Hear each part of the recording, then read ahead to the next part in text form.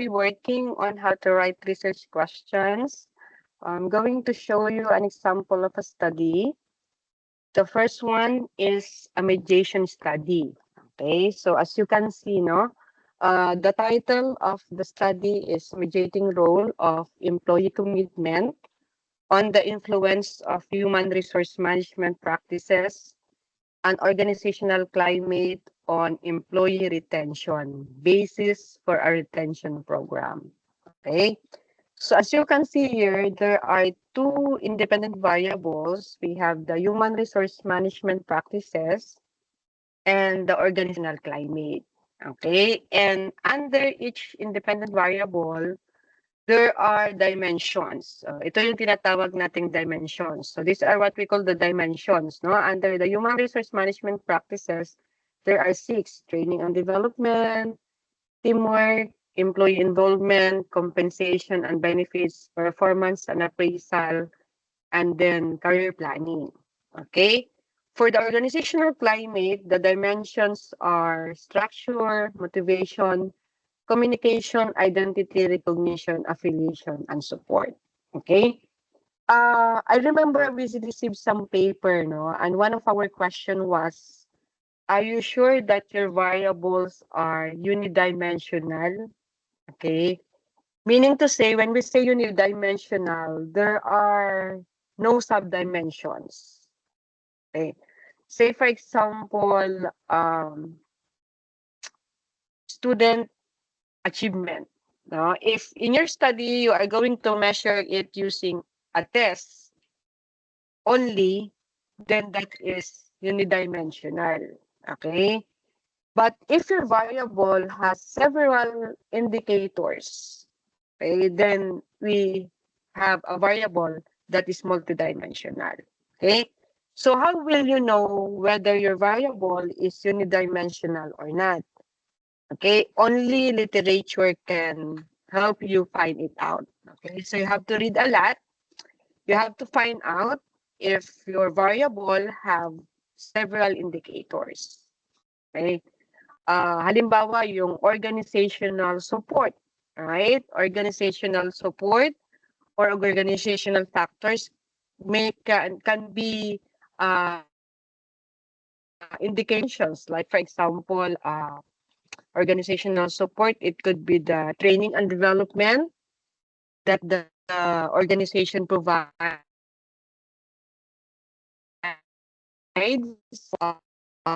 the organizational support. No, it can also be in the form of benefits, right? Benefits and compensation. Yan. So you have to look in the literature as to how are you going to measure a certain variable. Okay. And in this study, the dependent variable is employee retention. Okay, so this is an example of a unidimensional variable. No, all the items in the questionnaire will only be all about employee retention directly. Okay, and in this study, there is a mediating variable, which is employee commitment, which has 3 dimensions. We have affective, continuance, and normative. Okay? So this is an example of a paradigm of a mediation study. No? In your case, I think there are only few who are doing mediation studies. Okay? Because you are in the master's level. No? Usually, mediation studies are done in the PhD level. Okay, if it will be done in the master's level, usually there is only one independent variable, one dependent variable, and one mediating variable. Okay, but for a PhD level, the requirement is at least 4 variables. No, so usually there are 2 independent variable, one dependent variable, and one mediating variable. Okay, so how about these demographic variables here? No, in AUP's format, we call them as moderator variables. Okay. Uh, this is an example of a mediating study. As you can see, no, as you can see in the paradigm, no, the two independent variables are directed towards the mediating variable, okay, which is employee commitment. And then that one is directed towards the dependent variable, okay? If you do not have a mediating variable, like what your cases are, then you don't need to put a mediating variable there. You only need a direct arrow coming from the independent variables to the dependent variable, okay? And most of your studies, you also consider the demographic variables, no? So demographic variables are usually categorical in nature. Like, for example, sex. We have male and female. For age, you can also categorize them into different ranges, okay? For civil status, you can have married, single, widowed, okay? Yan. So, usually demographic variables are categorical in nature, while independent uh, variables, mediating variables, and dependent variables are continuous, meaning to say you can measure it in a Likert scale where you are going to compute for the mean. Okay. Itong demographic factor variable, there's no sense of computing the mean. Say, for example, you cannot say mean gender or mean sex. No, usually you only present them using frequencies and counts. Okay, and if your study has an output, no, in this example, the retention program is the output. No, so there is also an arrow directed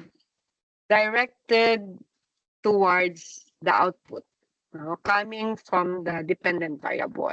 Okay, if your study does not contain an output, then you don't need this one.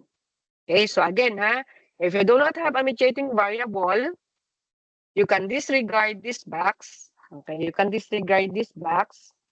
And if you do not have an output, such as a program or a guide, then you don't also need this one. Okay?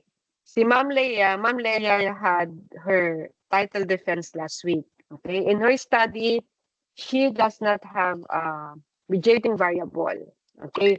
But she has an out and her output is a guide. So she has this box. Okay? The output box. Yeah. So how are we going to formulate the research questions? Okay?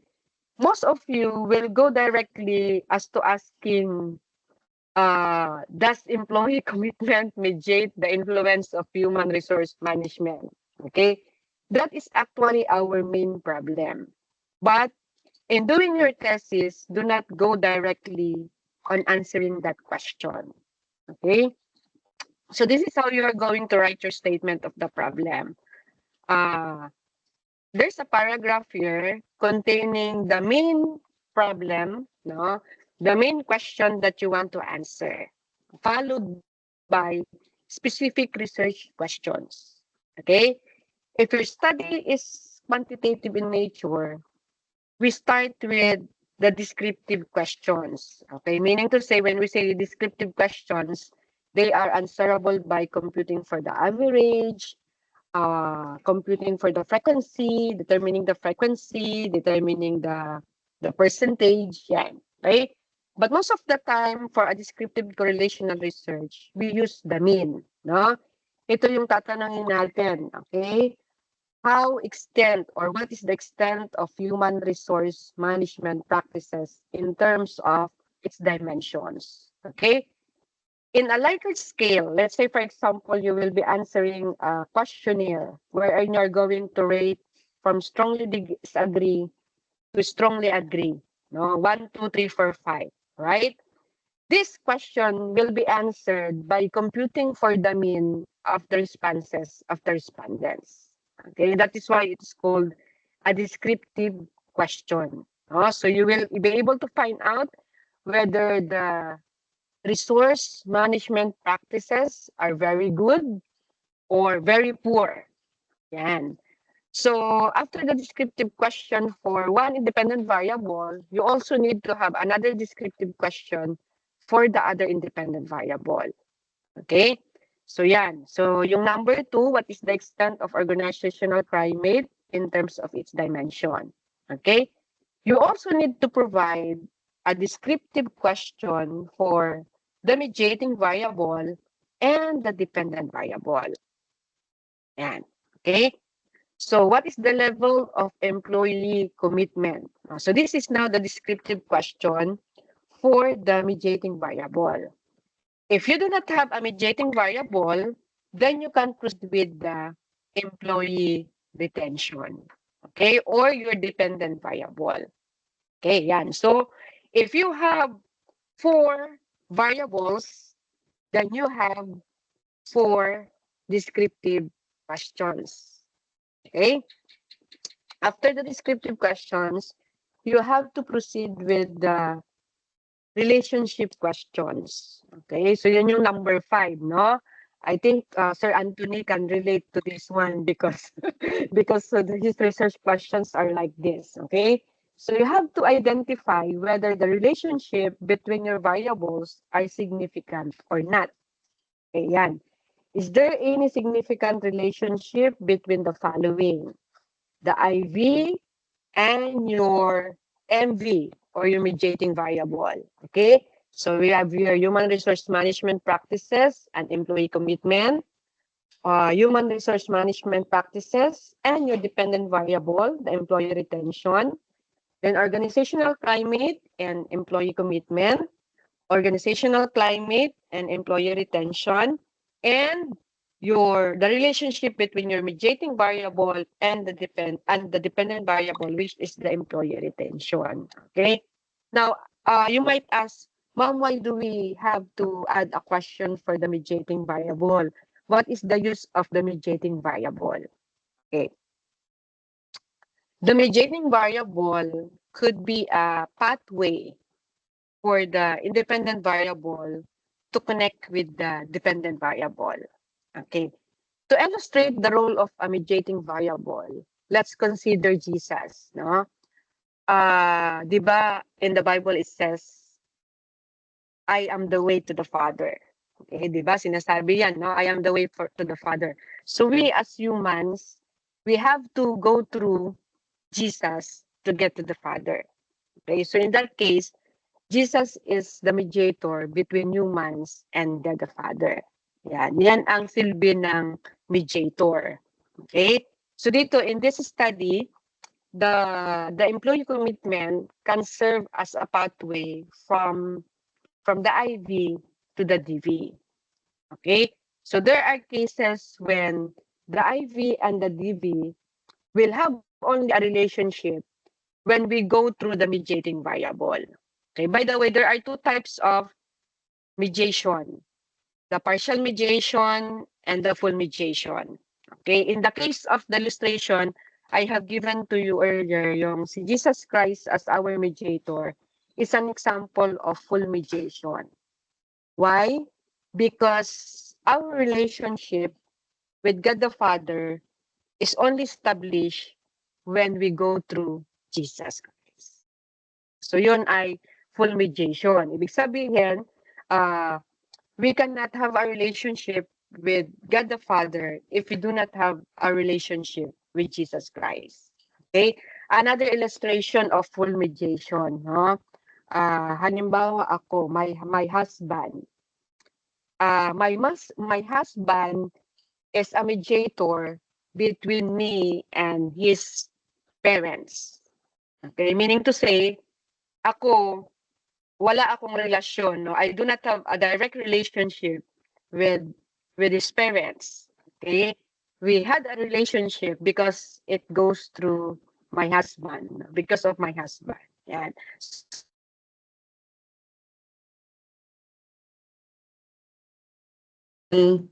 There are partial mediation.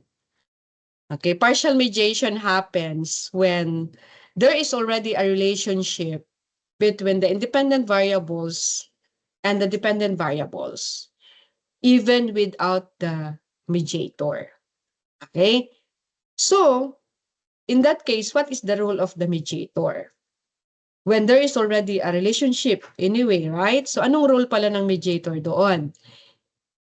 in that case, the mediator can strengthen the relationship between the IV and the DV. Okay? Ano bang magandang example niyan? Let's say, for example, the organizational support. Wait, parang hindi maganda yung organizational support kasi yung training, it can also be part of oh yeah, this one. This example can be a good example of partial mediation. You see, human resource management practices can directly affect employee retention. Okay? But if there is a strong employee commitment, the relationship between human resource management practices and employee retention can be strengthened. Okay, so that is an example of partial mediation, no? Yan.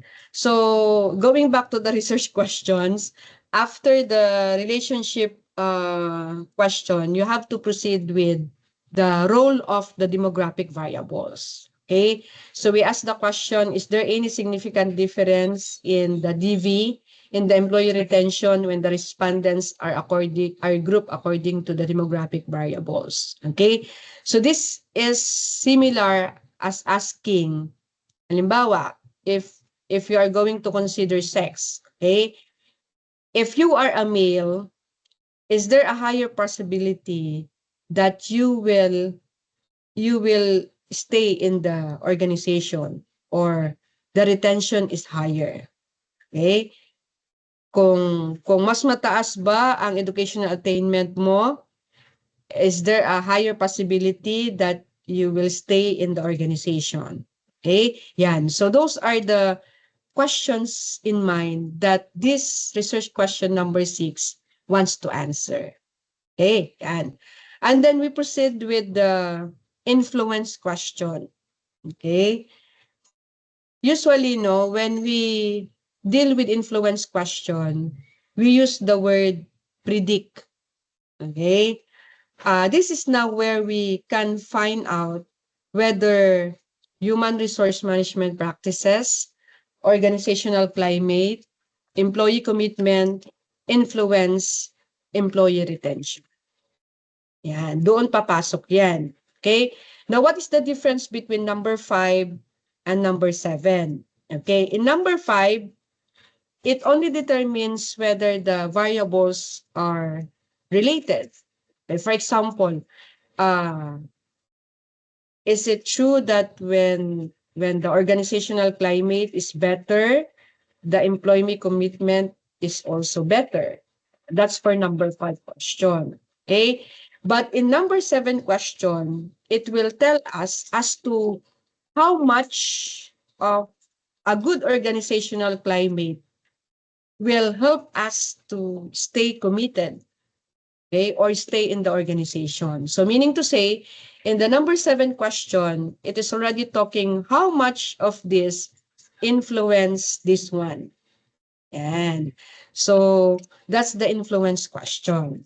Okay, so again, if you do not have a mediating variable, you remove all the research questions about the mediating variable. No, I decided to present this one kasi it's easier to remove than to add. No, so yan, pag wala kayong mediating variable, you just retain this set of questions. No, but remove those that are applicable to mediating variable. Okay, so if you only have one IV and one DV, therefore your descriptive questions will only have 2. Okay? Pero sa masters kasi there should be at least 3 main variables. So if you have 2 IV and 1 DV, then you have 3 descriptive questions. Okay? And for A, B, and C, for the relationship questions, tatlo lang din yan, no? And then for number 7 also, you can also remove the influence questions about the mediating variable. Okay, mediator. And then, next we have for those who have mediating variable, there will be two influence questions. Okay, the first one is the question of the influence of the IV and the mediating variable to the DV. The other one is the influence of the independent variable to the mediating variable.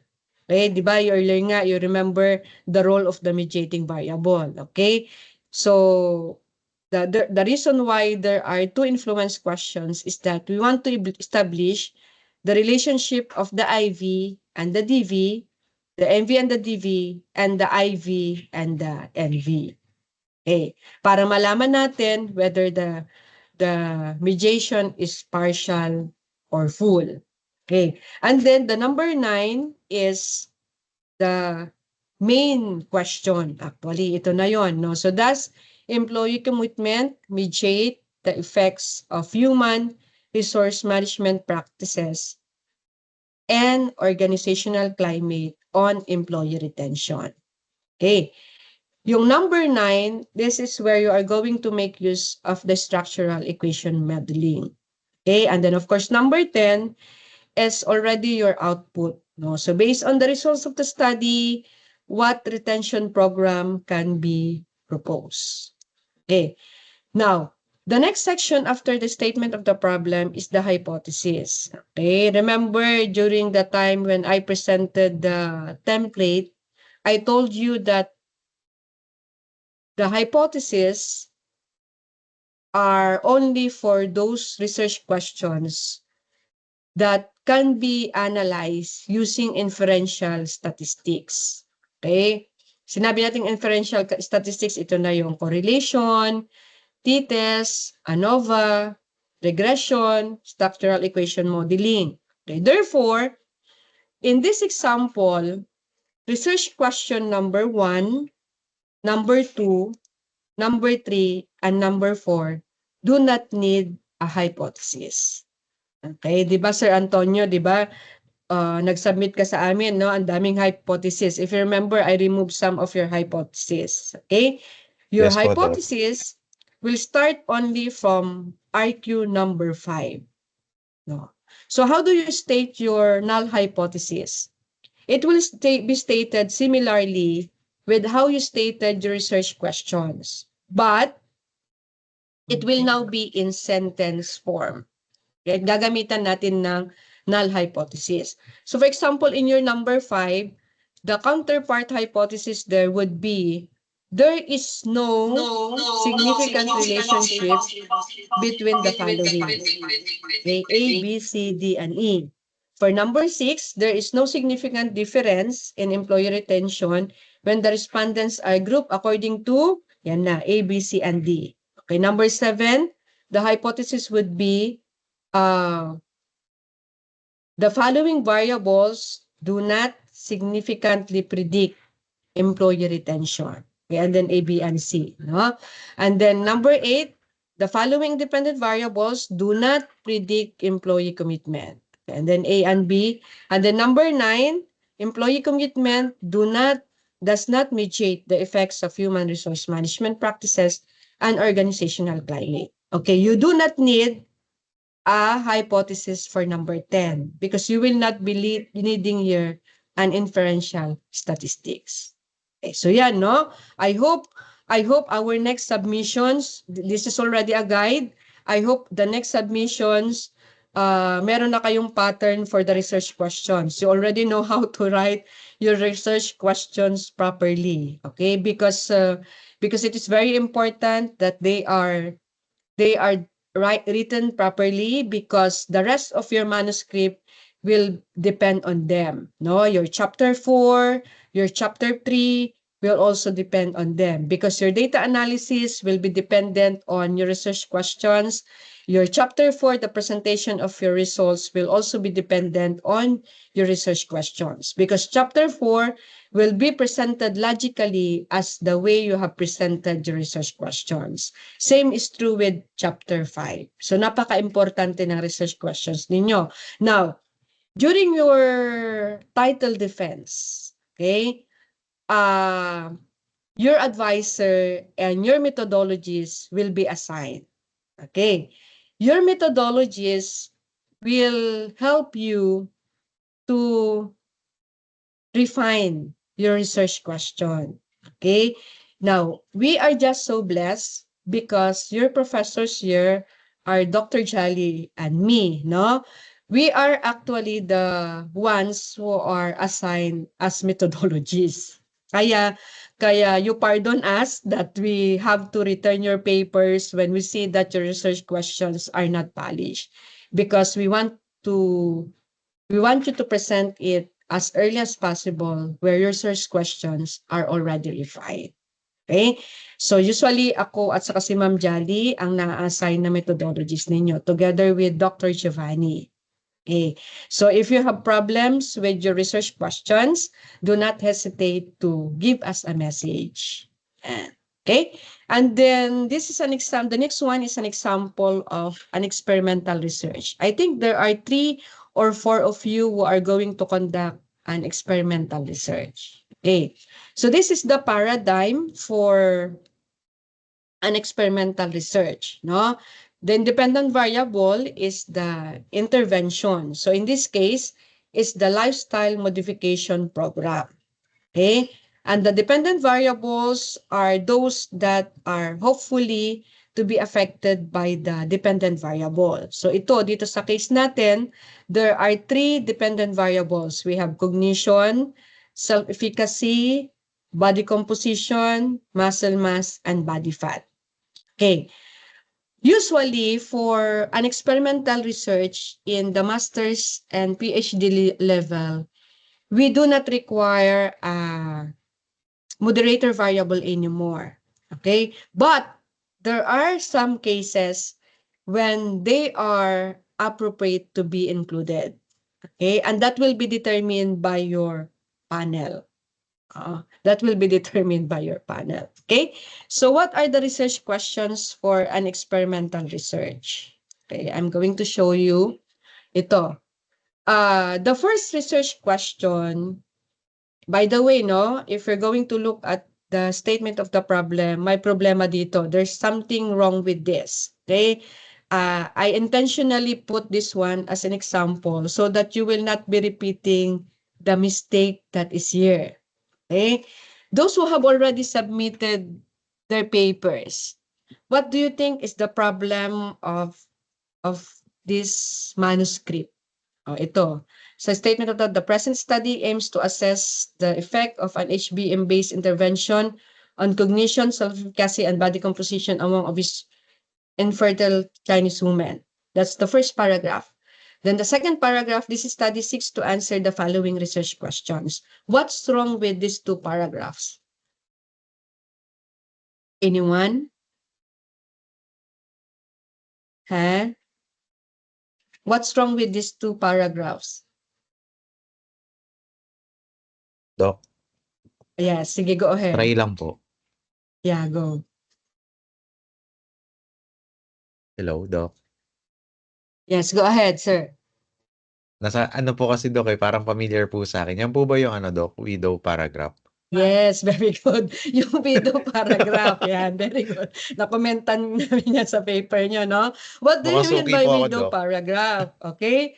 A widow paragraph is not accepted in academic writing. Ano itong widow paragraph? Ito yung paragraph na iisa lang yung sentence. Okay? Remember in our English class, when we say paragraph, ideally, an ideal paragraph should have 3 to 5 sentences. So not too long, not too short. Okay? And a paragraph contains a main idea, and the sentences should support this main idea. No? So para maganda yung flow, so that the flow of your writing and the organization of writing is good, you have to make sure that the flow of the sentences are also clear, no? So itong dalawang paragraph na ito, this needs improvement. Okay, ayan, very good, sir. I think that's Sir Antonio, no? Avoid widow paragraph. Avoid paragraphs that are single sentence. Yan. Okay, so this is the first research question for this experimental research, no? So first, for experimental research, since this will involve a pretest and a post-test and a control and experimental group, you have to determine the level of or the scores of the participants before you give the intervention. So kaya dito yung IQ number 1, what are the levels of the dependent variable cognition, self-efficacy, and body composition in the control and experimental groups before the intervention. That's the first RQ, no, for experimental research. If you are conducting a descriptive correlational research this time, it's also worth that you know how to write a research question for experimental research because you might be doing that in the future. Okay. Then the second research question would be to ask whether the pretests in the control and experimental group are significantly different. Okay? It is our hope that in the pretest levels, there should be no significant difference. Bakit? Kasi if in the first pa lang, mas mataas na yung scores ng nasa experimental group, then that would be difficult to prove that the intervention is really that effective. Kaya most experimental research will also have to differentiate also the gain scores. Okay, so again, the first question is determining the level of your dependent variables, the pretest levels. Then the second research question is to determine whether the pretest levels between the control and the experimental groups are significantly different. Okay, and then the third question, if you have questions for pretest, you also have questions for post-test. Okay, and then the fourth, again, you compare the post-test. The fifth, okay, ito na yung comparing the gain. Okay, the gain or the change. No, ano itong gain or change? Okay, say for example, my pretest score is 5. My post-test score is 11. The gain score there is 6. Yan yung tinatawag na gain score. That's the change. Okay, this is very important because there are some cases when the control group has already significantly higher score in the pretest compared in the intervention or the other way around, no? Kaya it is very important that the gain score is to be compared. Okay, so yan. What is the extent, no? Yung number 5, yung number 5 pala, this is the question comparing the pretest and post-test within the control and the intervention. Okay, but in number 6, this is now comparing the gain score. Okay, number 6, you ask for the gain score, the level of the gain score, and then number 7, you compare them. Okay, so looking at these research questions, how many hypotheses do we have? Yung number 1, number 3, number 6, these are only averages. Okay, these are only descriptive statistics. So you do not need hypothesis for them. Okay, so ito, in this example, there are only 4 hypotheses. Hypothesis for IQ number 2, hypothesis for IQ number 4, number 5, and number 7. So paano natin malalaman? Usually, these are now the research questions where you can see the word significant. Significant relationship, significant predictor, significant influence, significant effect. Yan. So those are the only research questions that need a hypothesis. So, no, pag nag-submit kayo para mabilis ang correspondence natin, we are hoping that by the time you submit, for those who have not submitted yet, we hope that you can already follow this way of formulating your research questions. Okay? You know, by just looking at the paradigm, you can already determine the research questions. Okay. Now, let me proceed with a phenomenological study. Okay? In a phenomenological study or in any qualitative research design, it is very important that you know as to whose framework you are going to follow. Okay? Ito yung challenging sa qualitative study. Unlike in quantitative study, when we say descriptive correlational, Pare-pareho lang yan. You are following one structure only. Okay? When we say experimental involving two groups, control and experimental, the structure is just the same. But for qualitative studies, there are different frameworks. See? In phenomenological study alone, there are already how many? 1, 2, 3, 4, 5, 6, 7. Okay? There are already 7 basic frameworks. So you have to identify which framework you are going to adopt. Because it is very important that you know which framework you are going to adopt.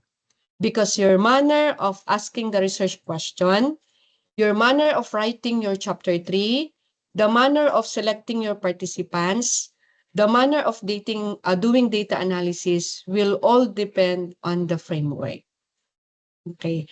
Kung kanina si Sir Antonio nakarelate doon sa previous example ko, I think the wife now can relate on this one.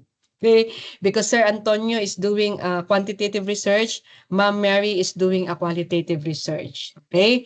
So these are the common frameworks in a phenomenological research. Now, dito sa AUP, we usually do only descriptive phenomenology and hermeneutic phenomenology, okay, or interpretive phenomenology. Bakit? Kasi the other types of phenomenology are very challenging, okay? Yung framework niya, yung processes niya, they are quite challenging for a researcher to finish the study in 1 or 2 years. Okay? So, I think I have given an example here. I think this is the paper of Ma'am Isini. Okay. The title of Ma'am Isini's paper is Lived Experiences of Family Members in Caring for Elderly Parents at Home and in Nursing Homes. Okay. Take note in a qualitative research, there is no research paradigm. No? So you don't need a research paradigm. You don't need a hypothesis section also. Okay, yan. So, take note of that, okay?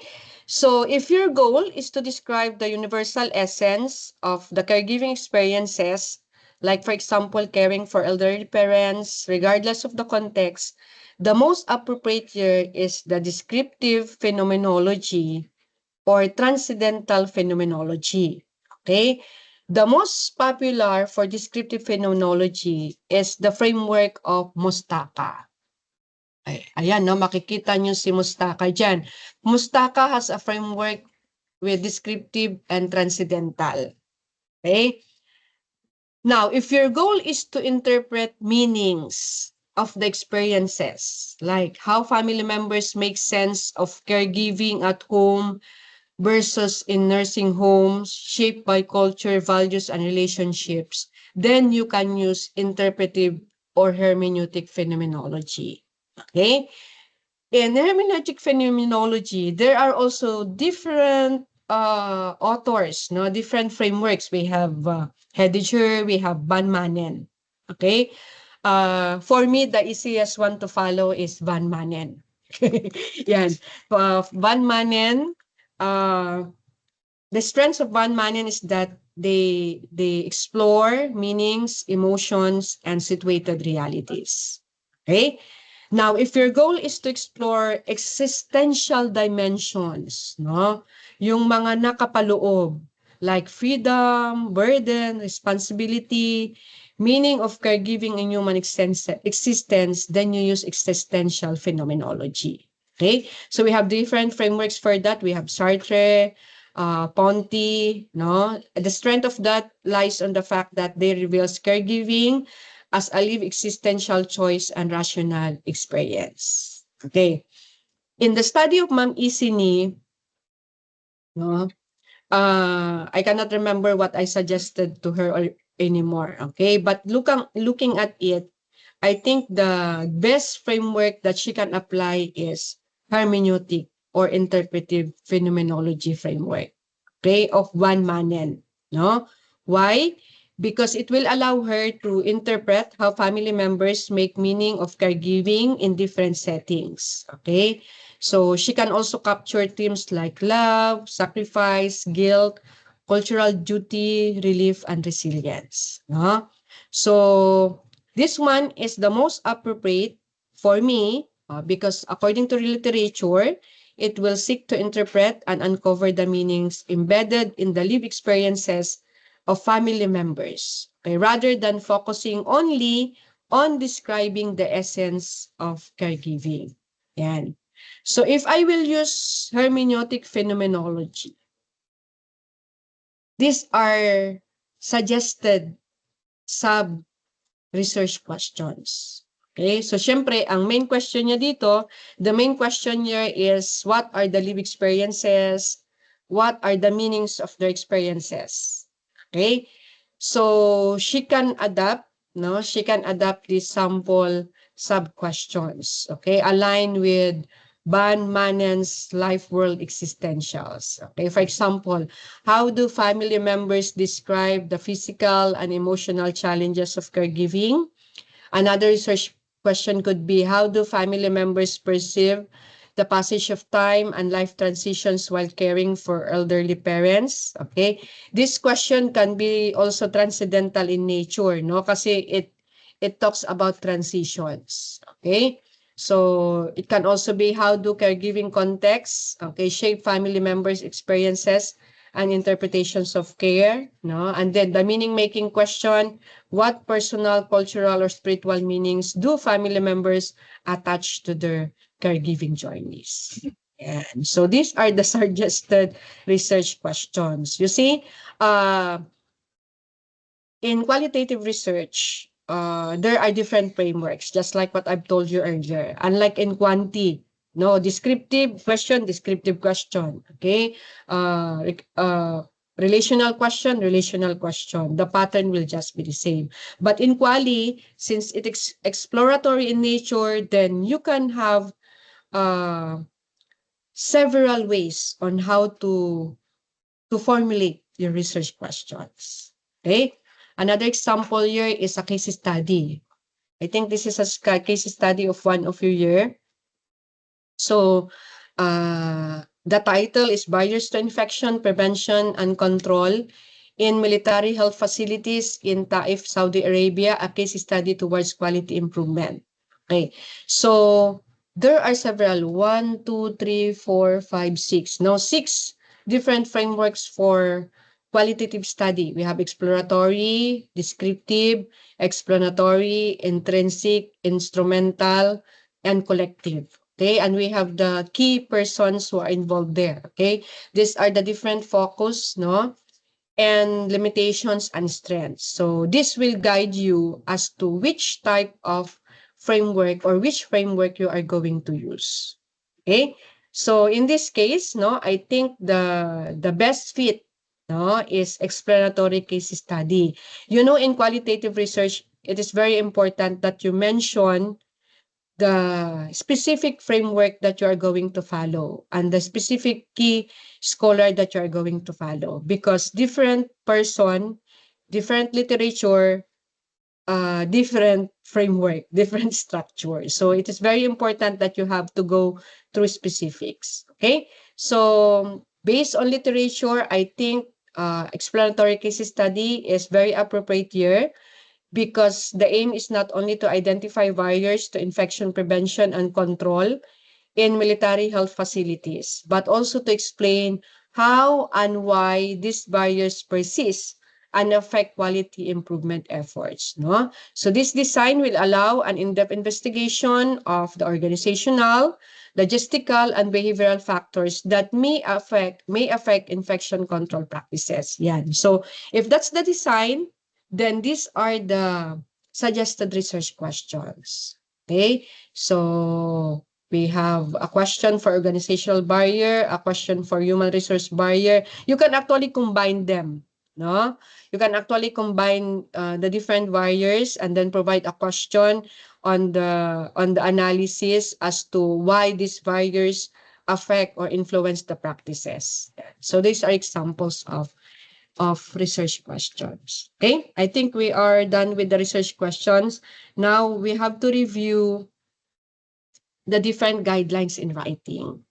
Okay. Those who have already submitted their papers, I think you have received comments. You will be able to relate to this review. Okay. And those who are just going to write pa, I hope you bear them in mind. Okay. Para mabilis yung correspondence natin. Okay. So, writers, researchers should use terminology that are familiar to the readers and align with the field of study. Okay. So when discussing such as research participants or previous investigators, you must maintain professionalism, inclusivity, respect, and sensitivity. Okay, remember na, you have to cite, you have to acknowledge, you have to give credit to whom credit is due. No? Let us avoid plagiarism. If it is not yours, then you have to cite your source. Okay. And then, we also have to observe continuity. Ito yung sinasabi ko kanina, no? This is what I'm trying to tell you earlier. If you have a paragraph and several paragraphs, you have to observe organization and continuity. Okay? So to improve the flow and clarity of your writing, it is important that you maintain continuity in your choice of words. So carefully review transitions between sentences, between paragraphs and ideas to ensure smooth connections, no? Use punctuation effectively such as comma and period, ha? Huwag kayong magpapasa, do not submit a manuscript that do not contain a period. Mahirap magbasa nun, class, okay? So, if you have a very long paragraph and it does not contain a period, ang hirap basahin nun, okay? So, use punctuation marks, period, no? Comma, ano pang tawag doon? Yung dalawang tuldok, what do you call that in English? Colon, okay? Semicolon, yan. So you have to use them properly, okay? Because it helps signal shifts in thought and clarifies relationship between ideas, okay? So you also incorporate transitional words, no? Such as then, next, after, while, since, yan. So we also have cause effects transition words such as therefore, consequently, as a result of, okay? Addition transition words, we have in addition, moreover, furthermore, similarly, continuation, yan, to continue, yan, pwede natin gamitin yan, okay? For contrast transition words, you can use the words but, conversely, nevertheless, however, and although. And then, we also need to observe precision. So, your writing should be precise and clear. We need to use consistent words and phrases. But we need to avoid synonyms that may have different meanings. Okay? Yung iba, ayaw nilang magpaulit-ulit, they are using synonyms, okay, without knowing that they have already changed the meaning of the sentence. Okay? So you have to be consistent. If in your title, you use organizational support, all throughout your manuscript, you have to use organizational support. If in your title you use organizational factors, all throughout your manuscript you have to use organizational factors. No?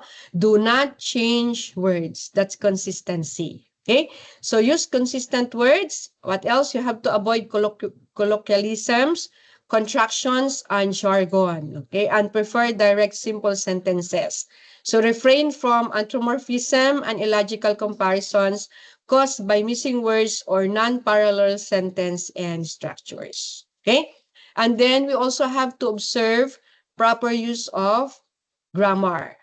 We also need to observe conciseness. Okay? So we need to be concise in our writing by stating only what is necessary, eliminate wordiness and redundancy. This is one of the common mistake of students, no? They have already mentioned it in the first paragraph. They will again mention it in the second paragraph. They will again mention it in the third paragraph. Okay, do not do that one, ha?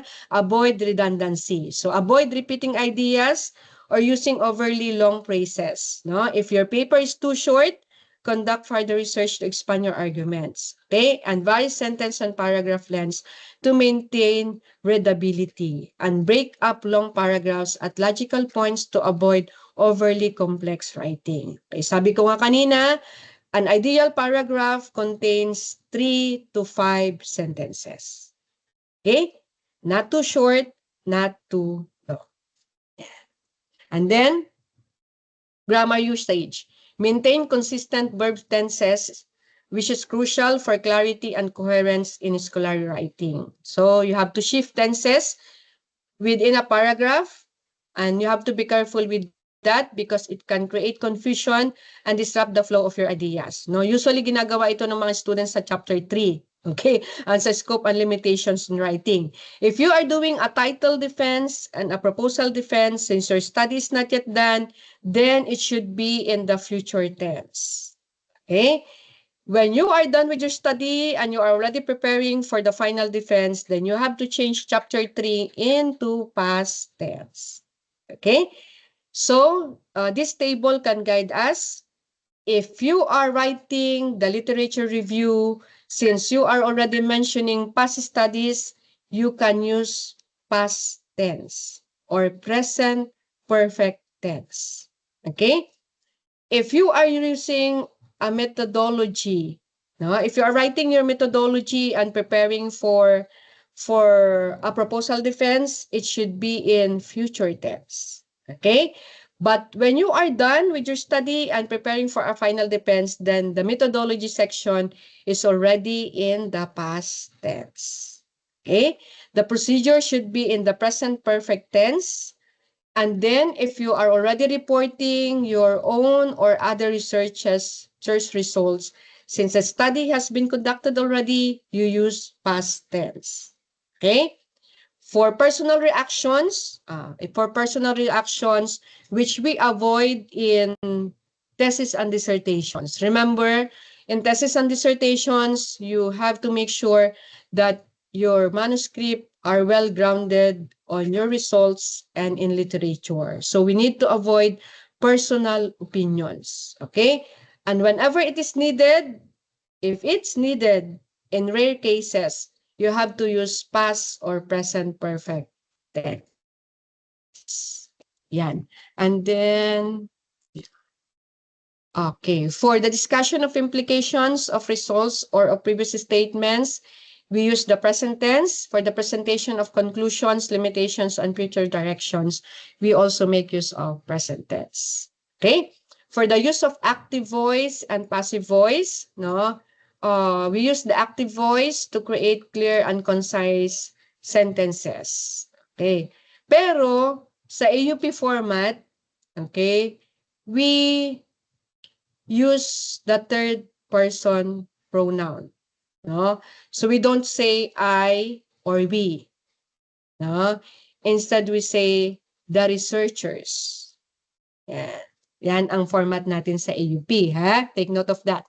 Okay. So use first person pronouns to describe your thoughts and contributions as well as steps you personally took in the study. But, again, in AUP format, we prefer the third person usage. Okay, and then in your in-text citations, okay, sabi ko kanina, you give credit to whom credit is due. So do not forget to cite your sources. Okay, so when you refer, summarize, paraphrase, or quote from another source, do not forget to use in-text citations. Okay? And ito, common problem. Each in-text citation must correspond to a full reference entry in your reference list. So if you cite an author in your manuscript, you have to make sure that you include him in your reference list. Yan. Common problem namin yan, class, no? You know, when you do that one, there is a big possibility when you do not follow that one, there is a big possibility that your paper will not be accepted for publication. No? Kasi sasabihin nila, oh, the author is not existing. Okay, so you have to make sure that whenever you cite, you have to list in the reference list. Okay, so cite by including the author's last name and publication year in parentheses. For a single author, there is an example there. For multiple authors, there is also an example here. Okay, for two authors, we mention the surnames of the two authors. But for three or more authors, we only mention the main author's last name, and then we make use of et al. Okay, common mistake also, the period is after al, not after et. Ha? Tatandaan natin yan. Remember that one, okay? The period is after al and not after et. Okay, so when quoting directly, we also need to include the page numbers in the citation. So I have given you examples there. Okay, and in your reference entry, it should follow the 7th APA style format. Okay, so for a book with a single author, the reference includes the author's last name, the initials, the publication year in parentheses, the book title in italics. Tandaan natin ito ha, the number one example. The book title is in italics, but it is in sentence format. Okay? Anong ibig sabihin ng sentence format? It is only the first word that is capitalized. Okay. Common mistake din yan ng students. Lahat kinakapital nila. Hindi po yun, no? The title of the book should be in sentence case. Okay? And then, for a journal article with 2 authors, okay? This is how we are going to write it. Okay? The authors' names are followed by the publication year. The article title, again, in sentence case. Sentence case ulit yan, ha? But the title of the article is not italics here. Okay? It's not italicized. It's the journal name that is in italics. Okay? So, it's the journal name that is in italics, followed by the volume number, the issue number, the pages where you can find it, and then the DOI or the URL. Okay? So for 3 or more authors, you have to list the first author's name followed by et al. And the relevant details. Okay? This is an example, number 3. No? And then for a book chapter with an editor, the reference includes the chapter, author's name, the publication year, the chapter title in sentence case, the book title in italics, the editor's initials and last name, the page range, and the publisher. Dapat kompleto yan, mga kapatid, ha? If you can provide the DOI or the URL of the books, that would be better. Okay? Yan. For a web page with an organizational author, the in-text citation includes the organization's name and the publication year. Okay? And for the reference entry, it includes the organization's full name, the publication date, including the year, the month, and the day if available. Okay, the title of the web page in italics, and the full URL. Okay. And then web page with no date. Okay, if there is no date available for the web page, you use ND. Okay, in place of the year. And then the organization's name is still included in the citation, and the abbreviation is used after the first citation if the name is shortened. Okay. Pero ito, sa second citation nyo, sa succeeding citations, hindi na natin kailangan ilagay yung buong organization would be enough. Okay? So if you are doing the succeeding citations, you do not need to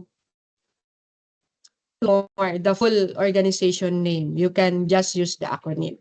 Okay?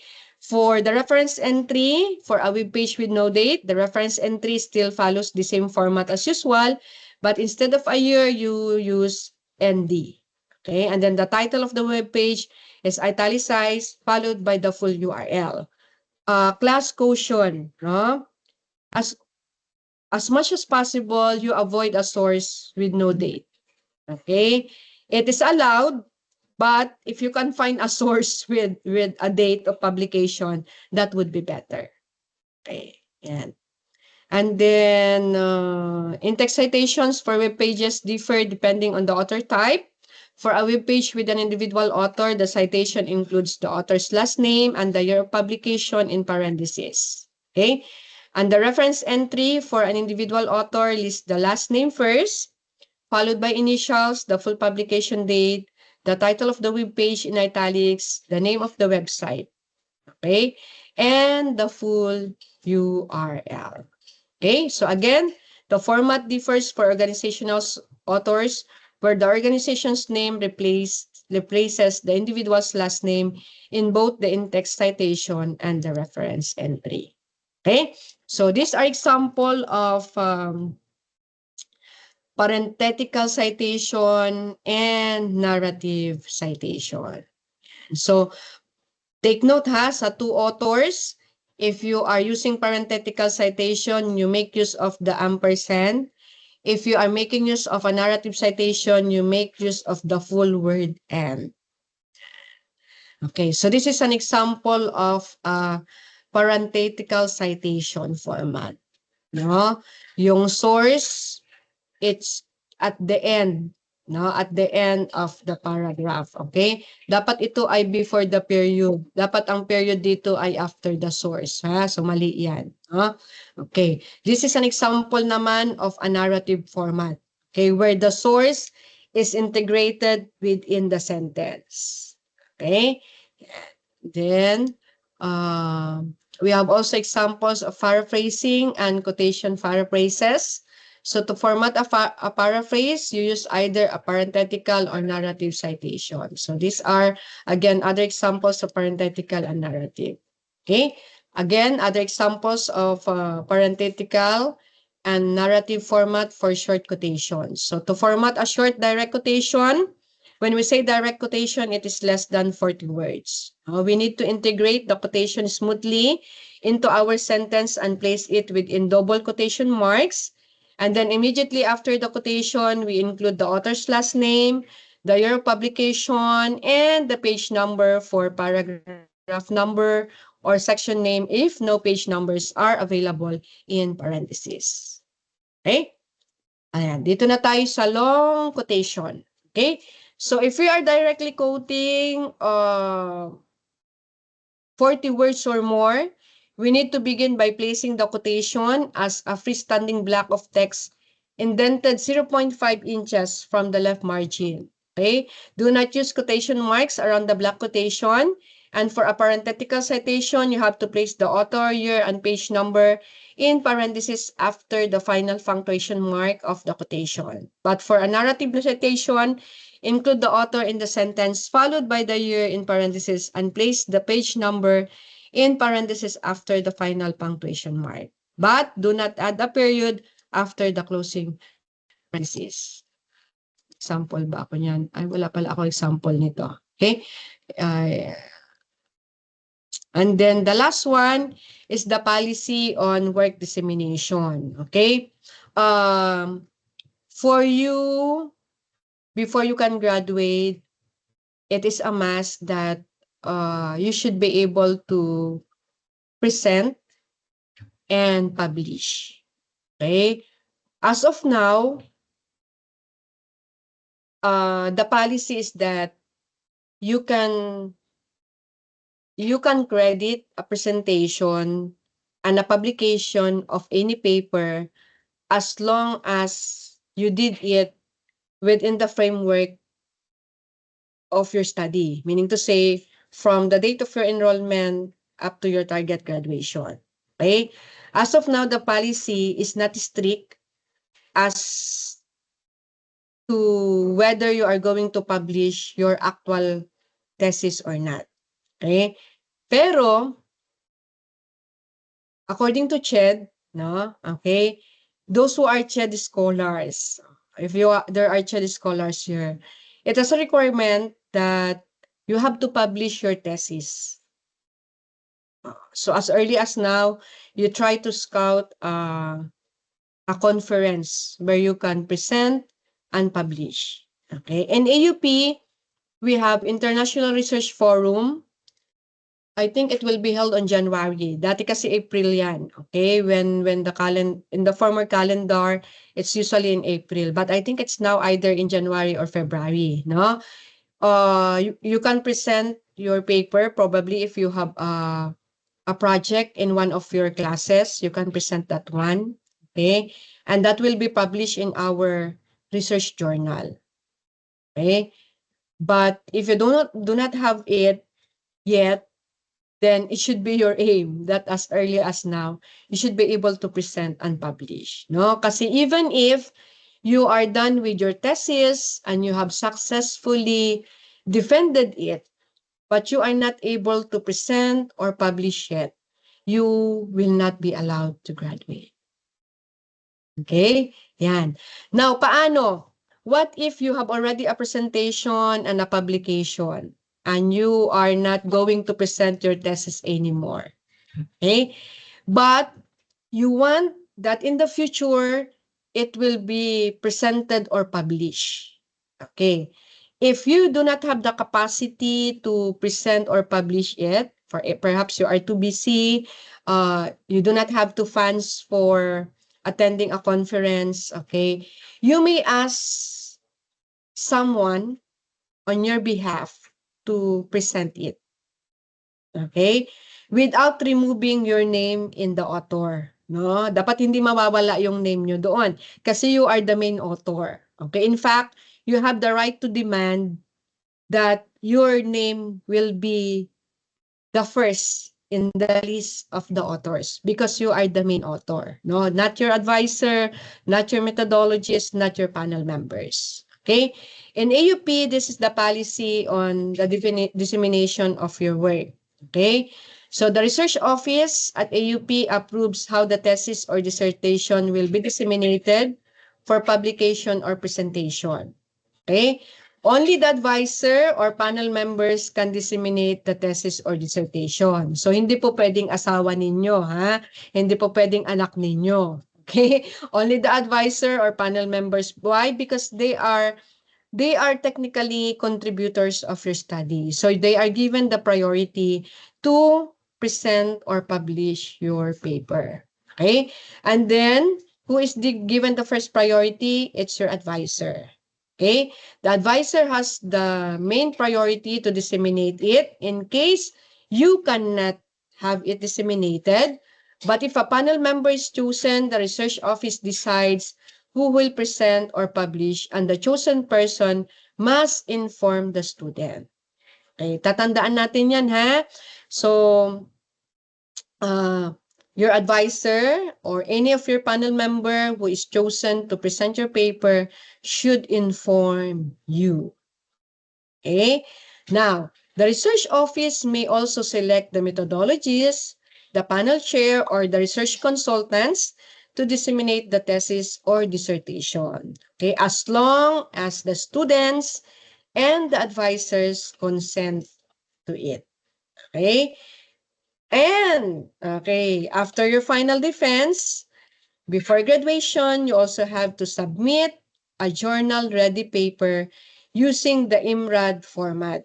Okay, the IMRAD format is usually 10 to 15 pages only.